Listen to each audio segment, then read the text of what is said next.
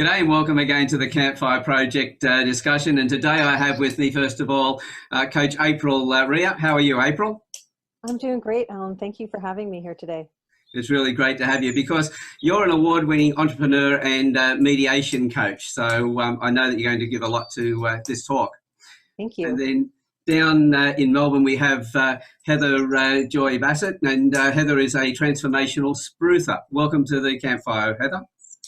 Oh, thank you for having me. It's great to be here again. Well, I've had you here once before, and I just wanted to get you back again. The one thing I love about these campfire chats is we're connecting right around the world. We're bringing both men and women together, and we're talking about some really great subjects in a way that's been respectful. And as Pauline Crawford always says, magical conversations, which I'm really loving. So again, thank you for both of you for being here today. Now, usually when I put this out to everybody, I don't come up with the subjects. I always ask the people who are going to attend what they would like to talk about. And Heather, you were talking about feelings being something that's really important, especially at this time of the year. So if I may, can I throw the conversation over to you to get us started? Yeah, great. Thank you. Like many, I didn't grow up ever discussing feelings. And it was something that almost wasn't done. And then I can recognize if we did have them, then over time we shove them down. And there's a thing called a numbness bar. So then a numbness is a feeling, but our numbness bar rises. And in the last few years, I've really explored feelings on lots of levels. And one of the models that has research around it is the 4 feelings of anger, sadness, fear, and joy. And often when we ask, what do you feel? The amount of people who are like, what? It's like, well, what do you feel? It's like, what do you think about something? Then it's like, blah, blah, blah, blah. But then it's like, what do you feel? And even I've asked my nieces and nephews and my children, it's like, what do you feel? It's like, what do you mean? And even with adults, you say, so what do you feel and what do you need? It's like, yeah. And I think it's such a crazy thing because we're a human being, not just a human thinking and not just a human doing. And at Christmas, everyone has feelings going on. At the end of the year, everyone has feelings going on because it's just that time of year when there's change, when there's a lot of connections that sometimes with people, with family and friends that we don't know what to do with. And when I was back with podiatrist, I had clients that I saw for 35 years and 8 months. So we got to connect quite deeply. And so many of them had fear around catching up with family at Christmas. But then they didn't really speak about the fear that it was so present, and then others would be angry and others would be sad. And I can look back and go, all this stuff that is very present, but then people are trying to shove down. And it's such a gift if we can be really honest to ourselves and then with someone else about what's really going on for us. And so I wanted to explore, bringing those feelings into Christmas, because it's also supposed to be a time of great joy. And then do we allow ourselves to actually be joyous when we're, when we are joyous? So. Yeah, because it could be a feeling of, this time of gratitude, happiness and love. But for a lot of people, it's going to be remorse, shame and guilt and things like that coming out. But as you said, it's as far as emotions go, it's crazy that we're so separated from our feelings, and that when we are emotionally, they say that we're about 82% emotion and about 20% logic. So we spend all our time thinking and not feeling. I just find that quite bizarre. Well, the crazy bit is we are feeling it. There's just no acceptance, acknowledgement or expression of it. But the feelings and that's a crazy thing because feelings are going on whether you like it or not.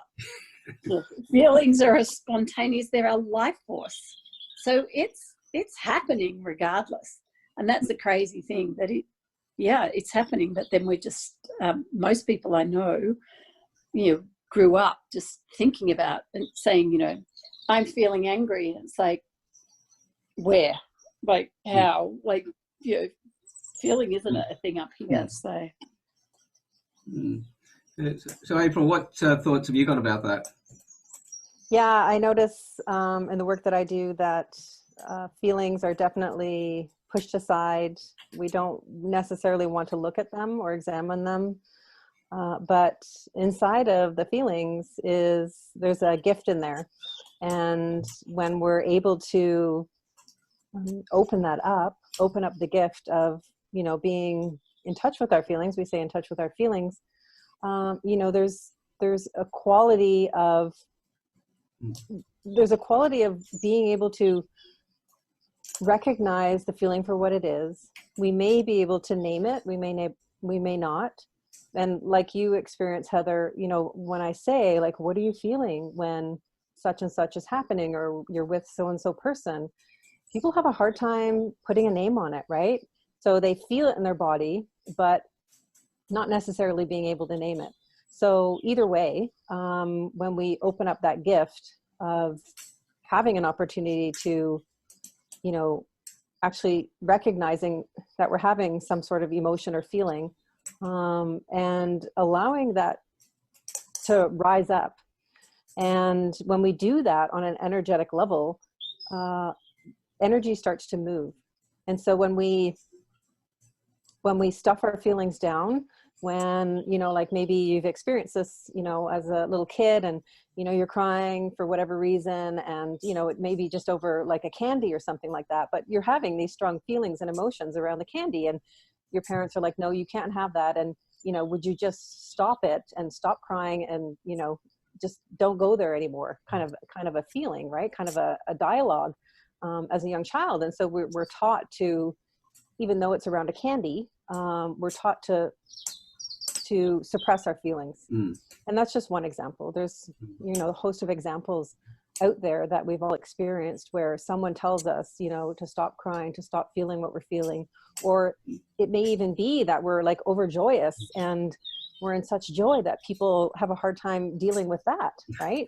And so they're like, oh, wow, you're like really intense with your happiness now. And people get uncomfortable, right? And so, whatever it is, positive or negative, we're taught to not feel. And so the idea is that we want to open up that gift of the feeling. And it can be difficult because it brings up memories of the past. It brings up feelings of the future that, maybe a lack towards the future. And so it's a challenge for people. But the idea is that we allow that. What I was going to say is that when we stuff it down, we're stuffing down on an energetic level, and we create blocks in the body on an energy level.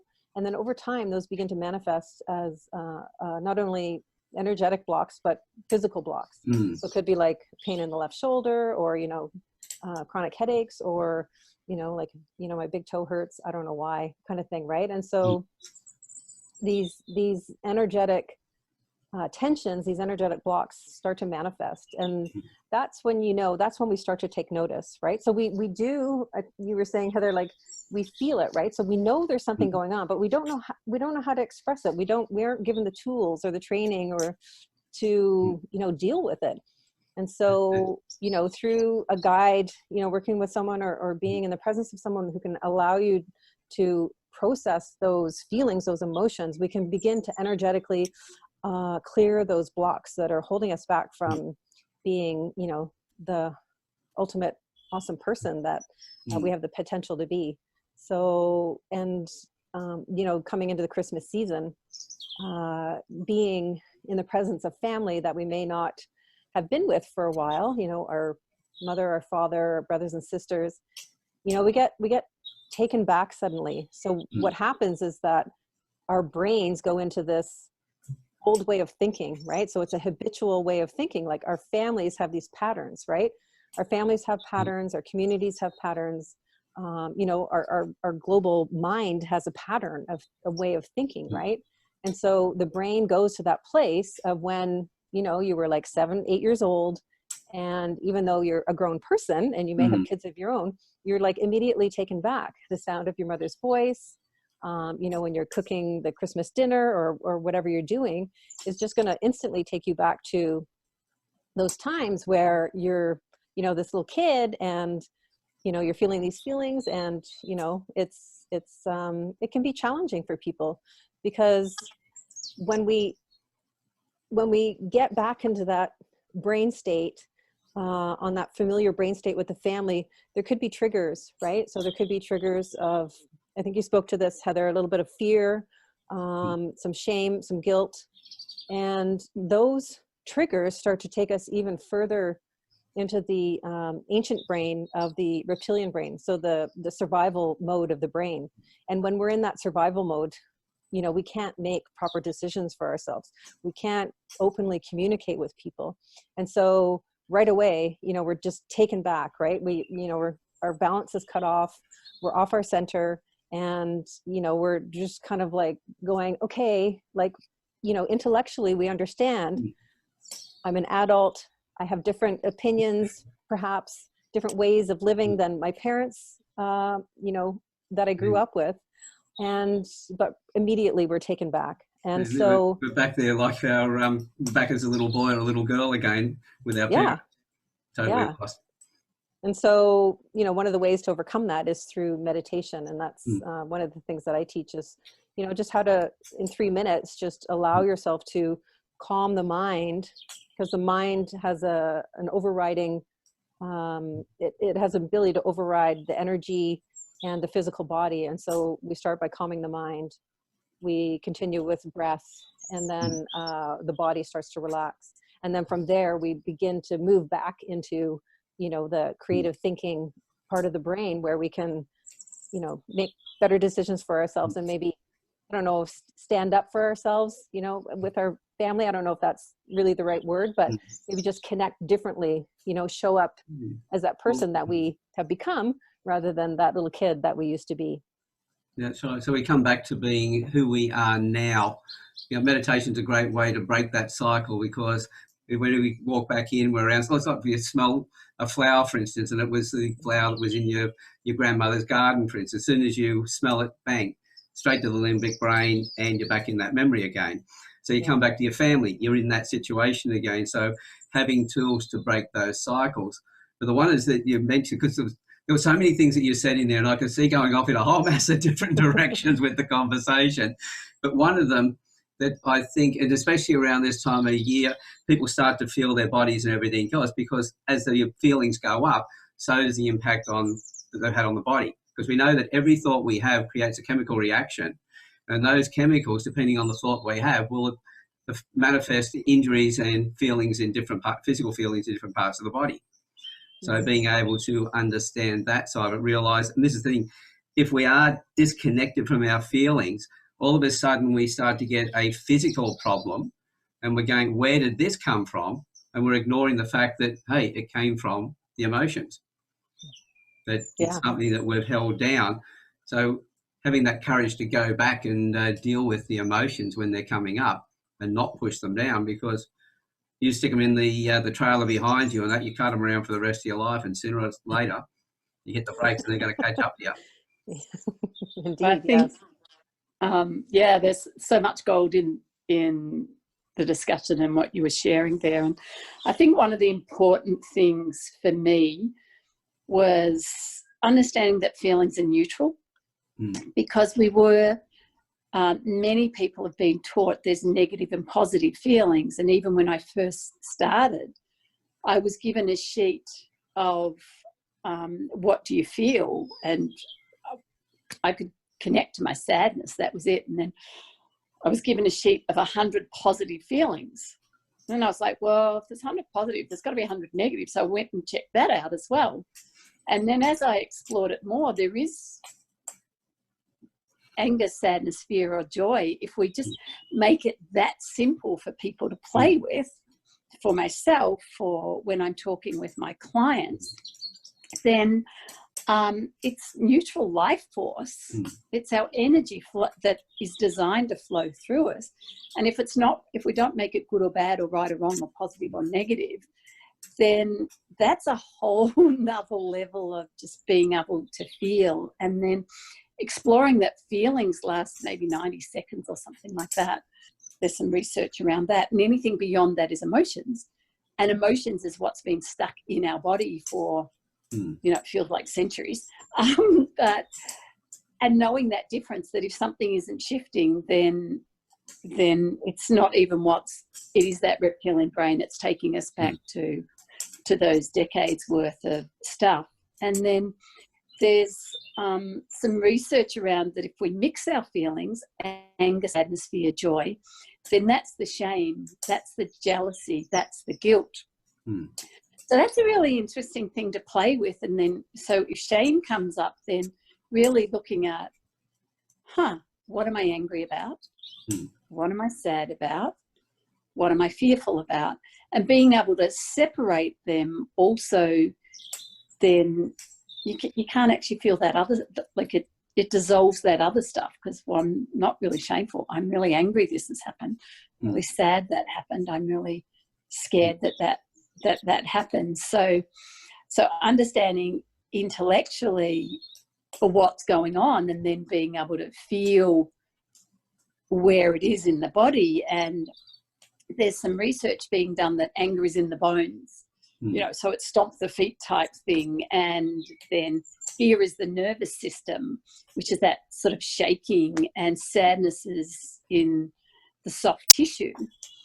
And then joy is just everything. And one of the things that I found is, as I explore from that simple format, then I feel great joy that I can feel my anger. I feel great joy that I can feel my sadness. I feel great joy that I can feel my fear and not make any of it wrong. Then it's like, that's a whole joy space. And so to be able to be in that joy can be simple. So sometimes I think, again, I feel and I think that we really overcomplicate it. And just that really basic stuff. It's just simple. It's easy. It doesn't always make it easy, but it's simple. Yeah, so I like that. I like simple. Yeah, we do like to overcomplicate things. The one thing there's one word that I took out of my vocabulary as far as a feeling that I felt, and that was shame. Because I hear people saying, I'm dealing with shame, and I go, shame over what? Oh, what I did in the past. I go, well, what you did in the past, did you do it with the best information you had at the time? Did you do something contrary to what you knew? And they go, no, I need to. And I go, how can you be ashamed of doing whatever you did with the best information that you had at the time? You based your decision on that one, or you did what you did based on the information you knew. So how can you be ashamed of that? You can regret, because I've got a lot of regret in my life for things that I've done, but I've got no area that I feel any shame. And that's cool, but shame is still feelings. It is, but what I'm saying is, let's be careful about the feeling and go, is it really a feeling, or are we using something that we are mislabeling and therefore can't deal with? We've got to label it right. We've got to know exactly what it is to be able to deal with it properly. And that's why whenever we talk about, I hear the word shame come up, I like to just say to people, just stop and think, is that shame something else completely different? And find what that is before you try and fix shame. Because if you did something you knew was totally wrong at the time, yes, there would be shame. But if you made a decision based on all the information you had at the time, and you did it with the best of your ability within that, there should be no shame. It might be regret. Realize it's regret. Okay, deal with that. Because it's easier to deal with regret than it is with shame, because shame is something that's about you. Regret is about the situation. And so it's easy to deal with that in instead. Anyway, at least I do. I think anyway, because that's what I've been doing, because I thought I had a lot of shame, and that was a word that had been used many, many years ago. And I just realised one day I'm not getting anywhere. And that had to be the reason why. Once I dealt with it that way, looked at it and went, what really is a real feeling? that all changed for me, and I started making some gains. But as you said, sorry, April? Yeah, it's interesting what you said there, because there was a piece there where you mentioned taking what we felt in the past and bringing it forward and recognizing it for something else. And so most of us live through the lens of our past. And with this work that I'm doing, it's like present moment awareness, right? So what's happening for you right now? And when you look from that space of present moment awareness, without the lens of the past, the pre-programming, the habits and the beliefs, there's a chance there. There's an opening for the perspective of the world to change, the perspective of the self and the world to change. And so when we change the way we feel, the way we see the world, the way we perceive ourselves and others, there's a total transformation in our lives. But in order to do that, we need to let go excuse me, of those preconceived notions that are lodged in the brain, those memories that travel with us everywhere we go, and recognize them for just that, right? They're memories. It's something that happened in the past. And then asking ourselves, is that true for me right now, right? Is that shame true for me right now? And, when you come into the present moment and you're kind of tapped into this space of going beyond the thinking mind into more of the intellectual mind, the more of the wisdom mind, then the the perspective starts to change. And from there, we can begin to take a different look on things. And so it's really interesting how we get stuck, right? We get stuck in the past and we drag that with us everywhere we go. It's like this backpack. And some of us even like wear all of our past out in front of us. Like for a long time, I had this shield of my past that was protecting me from my future, the person who I wanted to become. And I couldn't recognize that for myself. I needed help to get there. But when I did, like yourself, it was just like this transformation started to occur, right? Like I literally put all that baggage down, and I let the past stay in the past and taking a look at the world from a new perspective. And so this is something that we can try when we're home, when we're with family, old family and friends, and we're kind of in that soup of the old ways. We can try and bring ourselves into the present moment and ask, so what is true right now? And most of those things that our parents kind of, I'll use the word nag us about, those jibes that our brothers and sisters constantly, they're constantly on us, right? And so all of that is trying to keep everybody safe, right? And so your parents are trying to keep you safe from whatever fears they have, and your brothers and sisters are trying to keep themselves safe from you being, especially if you're a younger sibling like I am. It's like, they feel your energy, right? And so they're trying to keep themselves safe by, nagging you in the ribs and things like that. And so it's all very interesting when you can see it from this perspective. Okay, like what's really going on here? And it's really cool when you can start to open things up and see it from a different angle, and that, people are in fear, they're in anger, and we all want joy, but we're like struggling to get there.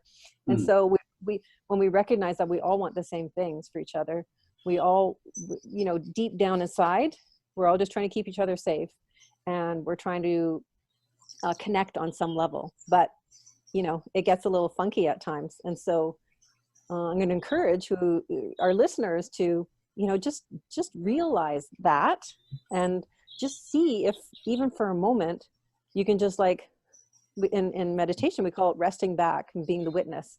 And it's kind of actually really cool if you can do it. Like when, I don't know if your kitchen table is noisy, like ours is, to just come into yourself, almost find that silent space within yourselves, being in that messiness, and just witness and just really watch what's going on. And it's actually a really cool place to be, because you see things from a way different perspective than you have seen in the past. Because as they say in arguments, for instance, you've got yourself and you've got the other person, but we take a side, they take a side, but we never step back to become that third person, that observer. Because if we did, we'd just go, oh God, look at the pair of them, both us and the other person. And we'd laugh a bit more about it. We're too close to it. It's also the feelings that we're having, the other people reacting around that, because your siblings or your parents telling you not to say something or not behave in a certain way or not to feel that way. That's not about you. That's about them not being able to deal with their feelings either. Mm-hmm. So that's something else that we need to be looking at and realising, well, what is ours and what is somebody else's? And then what is ours? Is this something from the past that we can use as a lesson and then let go? Or is it something that we can actually fix or not? Can we fix that item itself, or do we just need to let the thing go, but use it as as I say, keep the lesson, but let go of the event? Yeah, and that's really cool, because when we can have that compassion and that understanding for ourselves, that's when we can give that to others. And that's when we can look at our family and just say, you know what, like, I see what's going on and I'm compassionate for them because I see they're struggling, right? Or, it's so the idea is that we need to do this for ourselves first, and then we can take that out into the world and share it with others and recognize it in each other. And, from there, it just ripples out. And so being that steady presence in your family unit is a beautiful thing to be. Yeah. And I like what you said there about, seeing the different perspectives. Yeah. And I think compassion for the self and for others is really important in there. Yeah, I think being able to step back and not take on other people's stuff is important. We don't like hearing other people being upset and everything else. It triggers what we feel inside of ourselves. And it was really driven home to me about 8 or 9 years ago. I was sitting in the car, I had another gentleman next to me. Funny enough, he was a mediator, but we were both involved in a health forum, and he wasn't really happy with one of the guys. And he just went off. I asked him, well, what are you going to do about the situation? He just went off on a tirade, and it went on for about 5-10 minutes. And I felt very uncomfortable at first, but then all of a sudden I just relaxed, and I thought, this has got nothing to do with me. He's venting stuff, and I didn't want to hear what he was saying, but he finished venting, and I just said to him, can I ask you another question? And he said, what's that? And I asked him the first question again. What are you going to do about it? And at that point, it was positive, bang, bang, bang, this is what I'm going to do. He just needed to vent. And that's sometimes realizing other people's feelings and everything else. Don't try and fix it and stop it because you're going to squash it down, which means it hasn't been dealt with. It's going to be added to everything else you got in the bucket. And sooner or later, the bucket's going to split and explode. But let them get it out and just realize what it is. It was just a rant. He needed to get that out so he could get out of his emotions and come back into his logical brain and be able to think straight with the result. And exactly. That's beautiful. Just knowing when the thing is ours, when it's the other person's, whether it's something that really, is it that important that we deal with that particular feeling at the time, or to let that person process through it so that their energy's changed at the end of it and they can deal with it. Be supportive for the other person. It's beautiful. So, what other suggestions would you ladies have for the people who are listening? Because this one is going to go up on Christmas Day. So I thought there'll be a lot of people sitting around. A lot of the men disconnected from their families and similar situations. And I'm also taking, by the way, all the podcasts, all these, and turning them into podcasts, and they'll start going out very quickly so that people are sitting around driving or whatever, they can still listen to these as well. Because I think the quality of what, all the guests like yourselves have brought to the table in the conversations is really so valuable. So especially now over Christmas, what suggestions, some tips and that you give the people to take on board straight away? So one of the things that I found is very important for me is to keep my heart open. Because as soon as I close my heart, then I'm the one that suffers. But then I'm also not open. So the compassion that April's talking about, because my thing is, if we're loving and compassionate with ourselves and we speak from that place, then there are endless possibilities. Our truth suddenly is no longer our truth. As we speak things, we open to opportunities. So, and one of the things is, you know, if we are getting those digs from the family and stuff's happening and we're getting triggered, then that's often when we close our hearts and there's no connection. We can't connect there from that space. So one of the things is, and what I do is interpret stuff when things that family would say that would trigger me, then I own the trigger. And sometimes I would say, phew, I'm really triggered by that. But then I can now interpret stuff when stuff comes at me, and then I'll say, so you're just telling me you love me, aren't you? And they're like, what? I'm like, so what you're saying is you love me. And they're like, you know I love you. And I'm like, yeah, cool, I'm just checking that you love me. So that also takes any sort of sting and fire out of stuff about because we interpret someone's ability to articulate that they love us in such warped ways. So it's like, okay, underneath it all, if we go down beneath all of it, then okay, cool, you love me. You don't know how to say it, you don't know how to express it, you're just saying you love me. And that alone has shifted so many things in our family. Oh, and for me, and as April's saying, we shift one thing, then it just ripples out. It can't. There's movement and there's motion through it.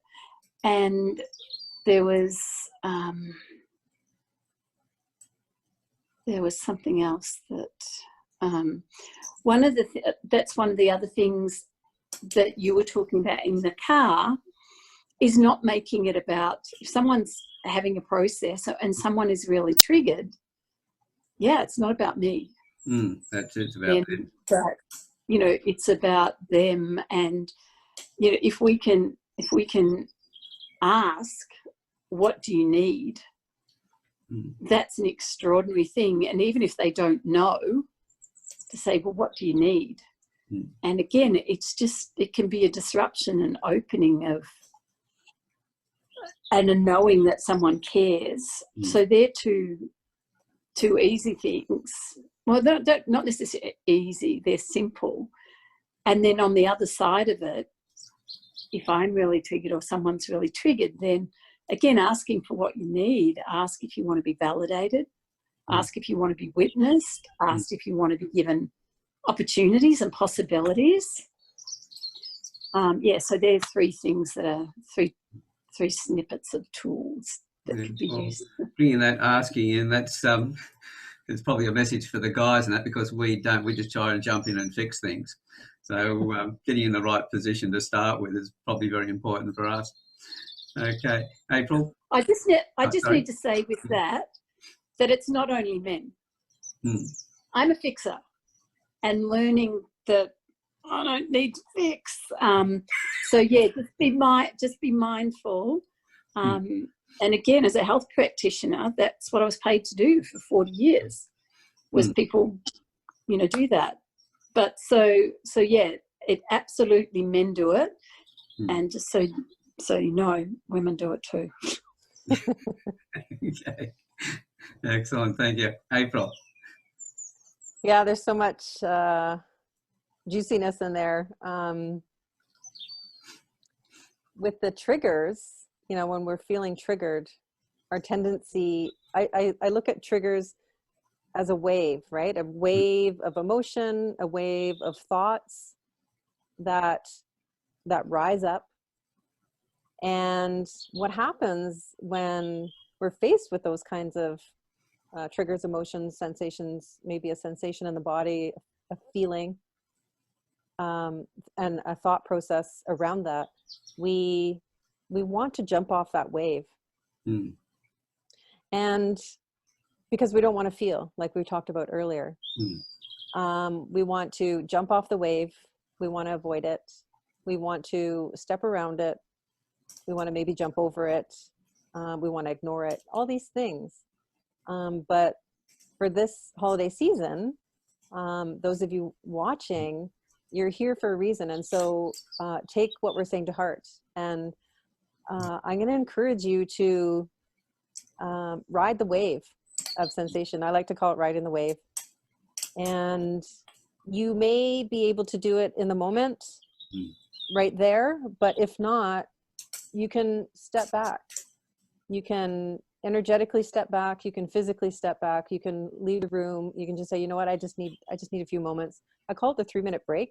Like the women, you know, have always said, you know, when they're out on a date or, you know, they're at an event, they're like, oh, I just need to go to the bathroom, right? So take this in that way. It's just like, you know what, I just need a moment. I'll be back. And be with your emotion, your sensation, your thought process, and just ride that wave and just see what happens. And, you know, there's going to be vibrations, there may be heat, there may be chills, there may be like all kinds of things going on in your body and in your mind. But to the best of my knowledge and what I've experienced for myself and seen in others is that there's going to be something good that comes of it. So ride the wave as best you can and just be with that. And it may be uncomfortable, but I'm going to encourage you just to be with that. And then eventually the wave will start to crest and the wave will start to fall. And then you'll notice a subtle calm start to come over you. And you, in that moment, you recognize that the sensation, the emotion, the thought process has moved through. So you've given it a chance to move through rather than stuffing it down. Yeah. And if you're in a space where you can do this, I would invite you to close your eyes and then just internally lift your gaze to the inside of the forehead. And this is the seat of integration, where all those scattered energies come together into balance and harmony. And these are ancient techniques that I'm sharing with you that have been tested over millennia. And they're also beginning to be verified by science now. So it may sound, I don't know, depending on your beliefs and where you grew up, this may sound a little, you know, a little bit like, oh, that's a little woo-woo, or however you want to say it. That's what we say in Canada, here in North America. But just try it and just lift your internal gaze to the inside of the forehead and just be with yourself after that wave of emotion, that wave of sensation and thought, and just notice what happens from there. And then you can just go back and just see what happens. And so the best way to know about the world and about life is to experience it for yourself. And so if you never experience feeling your emotions, you're never going to know what that's like and how it can be on the other side. Yeah, I like the analysis of the wave, because when you ride a wave, you can really attack the wave. You can, you can pull off as you're going down, or you can, enter back in again. And there's always a fear, especially if it's a large wave. There's always a fear with it when you take that first plunge and start to go down. But it builds into a state of exhilaration as the ride continues. And I think when you're able to approach your emotions that way, fearful at first, but realising that, you can pull back at any stage, just go that little bit further and see how it goes. And then it turns into an exhilaration, because now you're getting some results, some solutions. Yeah, I love that. I love the way you said that, Alan. That's so great. And I just pictured the surfer. I know you guys surf out there. We do a little bit of surfing out here on the west coast of Canada, but that, that tumbling off the wave, right? And so you may be on it and then like, oh my gosh, it's too much. And I like what you said. So give yourself permission to, don't force it. Give yourself permission to back out and come back in and just yeah, play with it. So I like that you said that. Thank you very much. Yeah, because I haven't really ridden very large waves, or the ones I've ridden have been large for me. And as I've been doing that, yeah, it's been the fear when I first started, but once I started riding those, it became an exhilaration. Always a little bit of trepidation, or what's under the water, what's around, but it was always just be focused and just do it. So Nike had it right. Just do it. And nobody's died from going into that. They only die when they they build things up further and further, and usually that's because you push things down for so long that you've got too much to work with. So if that's the case, then that's when you reach out for somebody else to have a talk to you. That's when this is what coaches are about, facilitating that space. So what's coming up for me as we're talking about the feelings here, and it is Christmas, and not everyone will be watching at Christmas and listening at Christmas. But as we're talking about these feelings and the emotions, then there's likely that there's a lot going to come up for people. And as I've learnt tools, you've learnt tools, we're sharing tools here, and there will be some people that don't have any of those tools yet. And I just really, again, invite the men, and whatever gender you are, just to really have compassion for yourself and to really keep yourself safe. It is so important, because I know people when they're not in touch with their feelings, and then when they suddenly start to open them, that can feel incredibly overwhelming, and it can almost feel like you're going nuts, and you can have tears and all sorts of things going through you. So for those people who are on that start of that journey of really opening up to it, then really, really please keep yourself and your loved ones safe, and know that you're important, know that you matter, know that you're enough, know that you're loved, and really bring it back to that really basic stuff for those who are early on their journey, because I know I've been in groups where it is a really tumultuous time, and many people are not with their loved ones at Christmas time, and that really, really, really hurts. And if you're not with your loved ones, and if you're not with your family, and you're not with your friends, then you still matter. Reach out to someone, and really, really, really please make sure you stay safe, and that you keep those that you love safe at this time of the year. I mean, as always, anyway. Yeah. I felt really important to bring that in. And I think that's probably a really great point to finish the talk on. Leave that message for people to take on board, and look after themselves over whether it be Christmas, or whether it's a birthday, an anniversary of an event that no longer exists, like a marriage that's gone, or a partner or someone close that's now passed on.